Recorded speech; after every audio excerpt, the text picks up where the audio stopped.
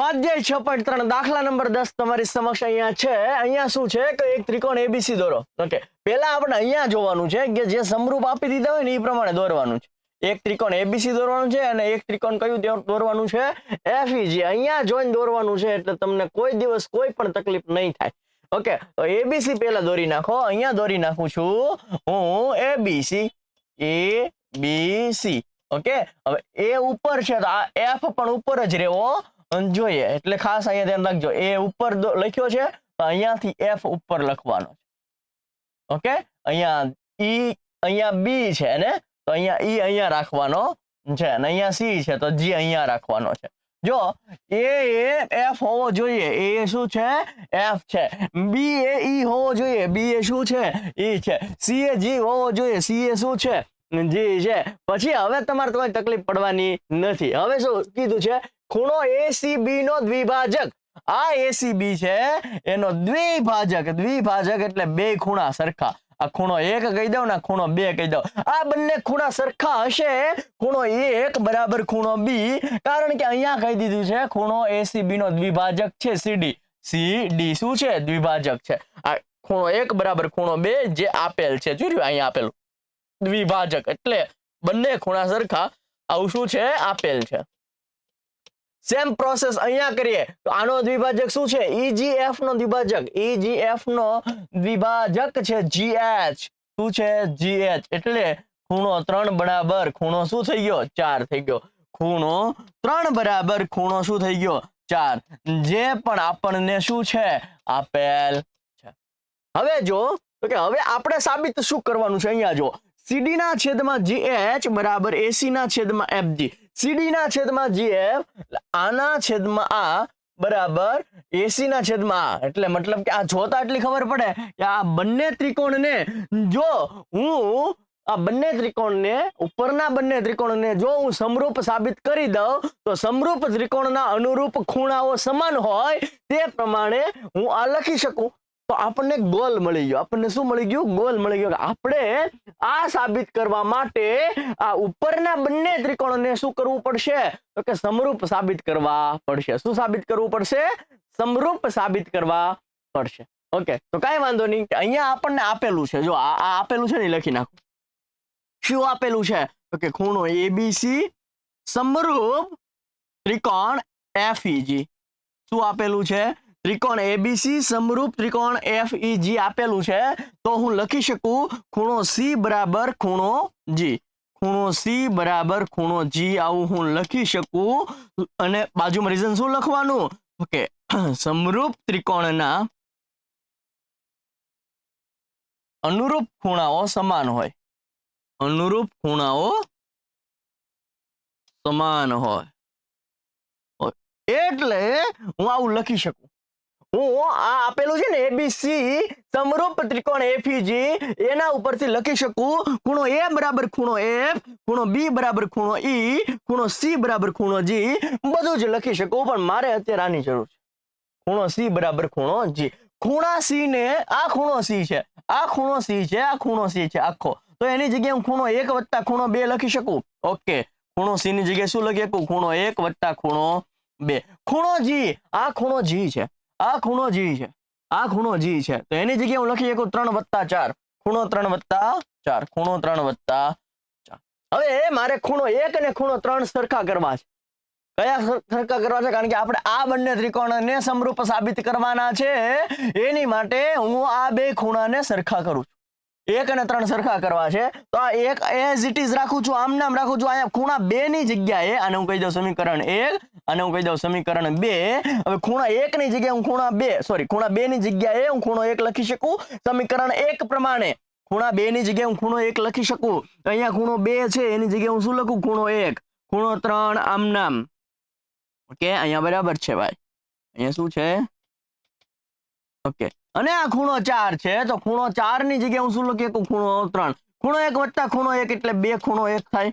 ખૂણો 3 વત્તા ખૂણો 3 એટલે 2 ખૂણો 3 થાય. ઓકે, બંને બાજુથી 2 કટ થઈ જશે એટલે તમને મળ્યું 1 બરાબર ખૂણો 3. ઓકે, અહીંયા 2 બરાબર 1 અને 4 બરાબર 3 એવું મેં લખ્યું સમીકરણ 1 અને 2 પરથી. 1 અને 2 પરથી હું આવું લખી શકું.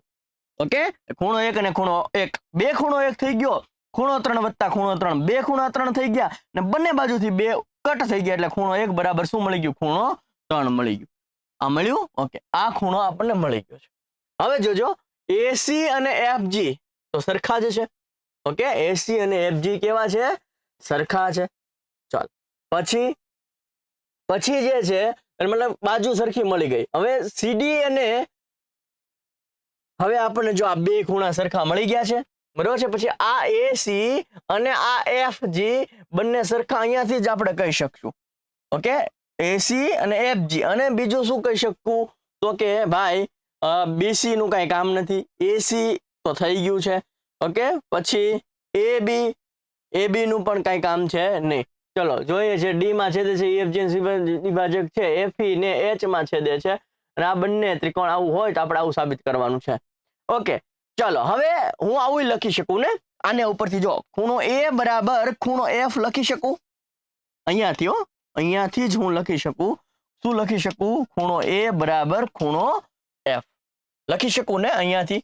અહીંયા પણ તમારે શું લખવાનું થાય? અહીંયા પણ તમારે જો આના ઉપરથી મેં બે વસ્તુ લખી. ખૂણો A બરાબર ખૂણો F લખ્યું, બીજું ખૂણો C બરાબર મેં ખૂણો G લખ્યું. બંનેમાં જ આવશે સમરૂપ ત્રિકોણના અનુરૂપ ખૂણાઓ સમાન હોય. સમરૂપ ત્રિકોણના અનુરૂપ ખૂણાઓ સમાન. એટલે એક આ ખૂણો સરખો આપણને અહીંયાથી જ મળી ગયો તો જો A બરાબર F અહીંયાથી જ મળી ગયો તો. અને બીજું આપણે સાબિત કર્યું ખૂણો 1 બરાબર ખૂણો 3, બરાબર છે. એટલે આપણને શું બે વસ્તુ મળ્યું કે ભાઈ ખૂણો A બરાબર ખૂણો F મળી ગયો, ખૂણો 1 બરાબર ખૂણો 3 મળી ગયો. એટલે ખૂ શરત મુજબ, કઈ શરત મુજબ? ખૂ શરત મુજબ હું સમરૂપ કહી શકું બંને ત્રિકોણને AF લખી શકાય. શું લખી શકાય? AF લખી શકાય. ઓકે, પછી 1 3, 1 C છે ને અહીંયા 3 G છે. અહીંયા C અને G તો બાકી શું રહ્યું? અહીંયા D અને અહીંયા શું બાકી રહ્યું? H. અહીંયા D અને અહીં શું લખી શકું? H. ઓકે, તો આ આપણને ખૂ શરત પ્રમાણે આ બંને ત્રિકોણ જે છે એ બંને ત્રિકોણ કેવા મળી ગયા? તો કે સમરૂપ મળી ગયા. ઓકે, FGH છે. આ શું છે? FGH. હવે હું જો આ બંને ત્રિકોણ સમરૂપ હોય ને તો અનુરૂપ બાજુના ગુણોત્તર સમપ્રમાણમાં હોય. એટલે કે અહીંયા જો CD ના છેદમાં GH છે બરાબર AC ના છેદમાં FG લખી શકું. માટે અહીંયા લખી શકું CD ના છેદમાં GH બરાબર AC ના છેદમાં FG. અહીંયા શું લખવાનું? ઓકે, રીઝનમાં એવું લખવાનું કે સમરૂપ ત્રિકોણમાં અનુરૂપ બાજુના ગુણોત્તર સમપ્રમાણમાં હોય. ઓકે, સાબિત થઈ ગયું. પહેલું શું થઈ ગયું? સાબિત થઈ ગયું. ચલો હજુ આપણે આમાં બીજું સાબિત કરવાનું છે. તો કે પહેલા આકૃતિ દોરી નાખું ફટાફટ. પહેલા શું દોરી નાખું? આકૃતિ દોરી નાખું. ઓકે, અહીંયા છે ABC, અહીંયા છે FE અને G. C થી અહીંયા D છે, અહીંયા G થી અહીંયા શું છે? H છે. બરોબર છે. આવી કઈક આકૃતિ છે. હવે આપણને આપેલ છે. શું આપેલું છે? ABC સમરૂપ FEG આપેલું છે. સાબિત શું કરવાનું કીધું? DCB સમરૂપ HGE. DCB આ રહ્યું અને HGE જે છે એ આ રહ્યું. નીચેના બંને ત્રિકોણ જે છે એ સાબિત કરવાના છે. એટલે આપણે પહેલા આ બે ત્રિકોણ સરખા કરવા પડશે અને ખૂણો B બરાબર ખૂણો E તો હું અહીંયાથી જ લખી શકું. ખૂણો B બરાબર ખૂણો E તો હું અહીંયાથી જ લખી શકું. ખૂણો B બરાબર ખૂણો E હું લખી શકું. ઓકે, શું લખી શકું? સમરૂપ ત્રિકોણના અનુરૂપ ખૂણાઓ સમાન હોય. ઓકે, તો આ થઈ ગયું. ખૂણો C બરાબર ખૂણો G લખી શકું. ખૂણો C બરાબર શું લખવાનું? ખૂણો G. સેમ આ જ બધી વસ્તુ લખવાની છે.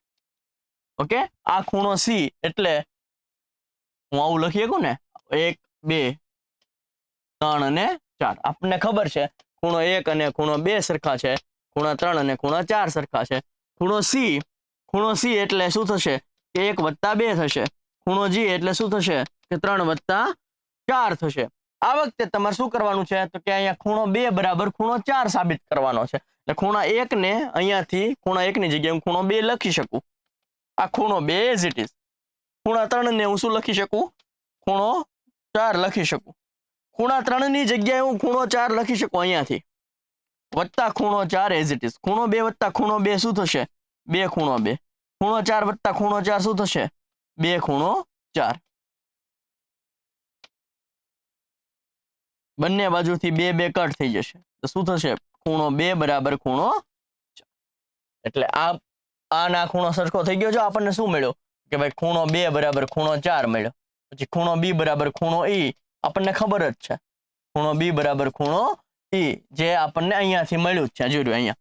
ઓકે તો ખુખુ શરત પ્રમાણે ખુખુ શરત પ્રમાણે બંને ત્રિકોણ કેવા થયા બંને ત્રિકોણ કેવા થયા સમરૂપ થયા.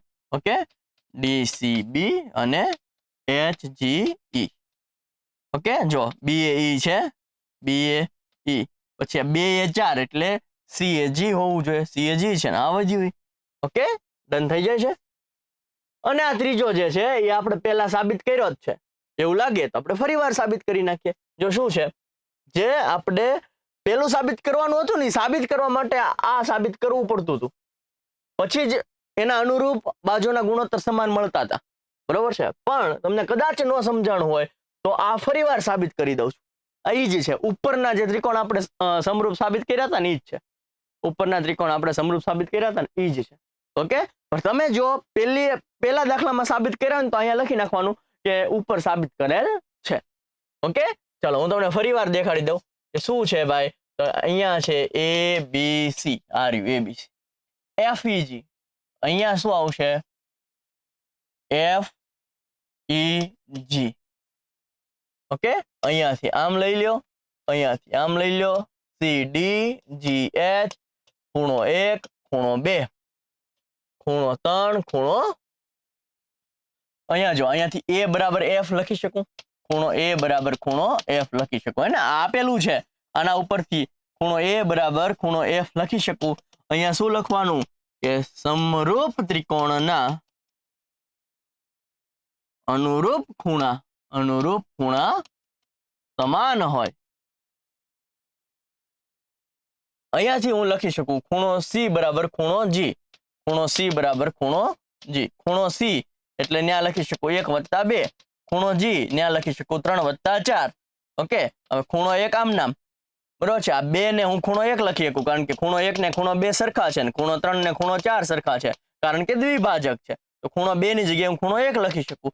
ખૂણો 3 આમ નામ ખૂણા 4 ની જગ્યાએ હું ખૂણો 3 લખી શકું. 1 + 1 2 ખૂણો 1 થઈ ગયો. 3 + 3 2 ખૂણો 3 થઈ ગયો. 2 2 કટ થાય એટલે 1 બરાબર ખૂણો 3 મળ્યો. શું મળ્યો 1 બરાબર ખૂણો 3. તો આપણી પાસે બે વસ્તુ મળ્યું. એક છે A બરાબર F જે અહીંયાથી લીધું આપણને અહીંયા શું મળ્યું ખૂણો 1 બરાબર ખૂણો 3. આ ઉપરના ત્રિકોણમાં તમને A બરાબર F મળી ગયું 1 બરાબર 3 મળી ગયું. એટલે ખુ શરત મુજબ આપણે બંને ત્રિકોણ જે છે એ સમરૂપ લખી શકીએ. એ તમારે શું લખવાનું છે F લખવાનું છે મતલબ આ લખી નાખું જો DCA બરાબર HGF. ચેક કરી લ્યો AF છે તો કે હા છે 1 એ 3 છે તો કે હા ભાઈ CAG છે ને વધ્યું લખી નાખ.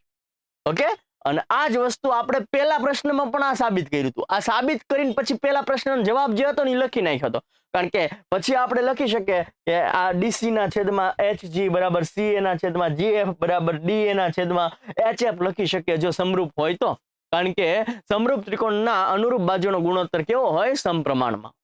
ઓકે એટલે જે પહેલું હતું એ ફરી વખત અહીં રિપીટ થાય છે. ફરી વખત રિપીટ ન કરવું હોય તો તમે શું લખી શકો છો તો કે તમે એવું લખી શકો છો કે ઉપર સાબિત કરેલ છે. પણ મને એવું લાગ્યું કે તમને કદાચ પહેલી વખતમાં અથવા તો પહેલી વાર સાબિત કર્યું એમાં અહીંયા થોડું ગૂંચળા જેવું થઈ ગયું નહીં સમજાણું હોય. ઓકે એટલે મેં તમને ફરી વાર સાબિત કરી દીધું. ડન થાય છે. ઓકે મજા આવે છે. તમારે શું કરવાનું છે ખુખુ શરત કરવાનું છે. ખુખુ શરત માટે પહેલા ને ત્રીજામાં સેમ વસ્તુ છે ઉપરના ત્રિકોણ સમરૂપ કરવાના છે. એ ખુખુ શરતથી થઈ જશે. એની માટે આ બે ખૂણા તો સરખા આપેલા જ છે, કારણ કે આ બંને ત્રિકોણ સમરૂપ આપેલા છે. એનાથી a બરાબર f તો થઈ જ જશે. a બરાબર f તો થઈ જ જશે. આ બે ખૂણા સરખા કરવા પડશે. 1 બરાબર 3. જો તમે 1 બરાબર 3 સાબિત કરી નાખો તો ખુખુ શરત પ્રમાણે ઉપરના બંને ત્રિકોણ સમરૂપ થઈ જાય. ઉપરના બંને ત્રિકોણ સમરૂપ થઈ જાય તો અનુરૂપ બાજુના ગુણોત્તર સમપ્રમાણમાં હોય એ નિયમ મુજબ પહેલો પ્રશ્ન સોલ્વ થઈ જાય. બીજો પ્રશ્નમાં આપણે નીચેના ત્રિકોણ સમરૂપ સાબિત કરવાના છે. તો નીચેના ત્રિકોણ સમરૂપ સાબિત કરવા માટે b બરાબર તો e અહીંયાથી જ છે. b બરાબર શું છે? e. બરોબર છે, કારણ કે સમરૂપ ત્રિકોણને અનુરૂપ ખૂણાઓ સમાન હોય. તો હવે આપણે સાબિત કરવું પડે 2 બરાબર 4. 2 બરાબર 4 સાબિત થઈ જાય તો ખુખુ શરત પ્રમાણે આ નીચેના બંને ત્રિકોણ પણ કેવા થઈ જાય? સમરૂપ થઈ જાય. અને ત્રીજા પ્રશ્નમાં ઉપરના જ છે જે આપણે પહેલી વખતે કર્યું હતું. ઓકે, સમજાણું હોય, મજા આવી હોય તો લાઈક શેર સબસ્ક્રાઇબ કરવાનું ન ભૂલતા. ઠોકી દો લાઈક. મળીએ છે નેક્સ્ટ લેક્ચરમાં. ત્યાં સુધી જય હિન્દ, જય ભારત.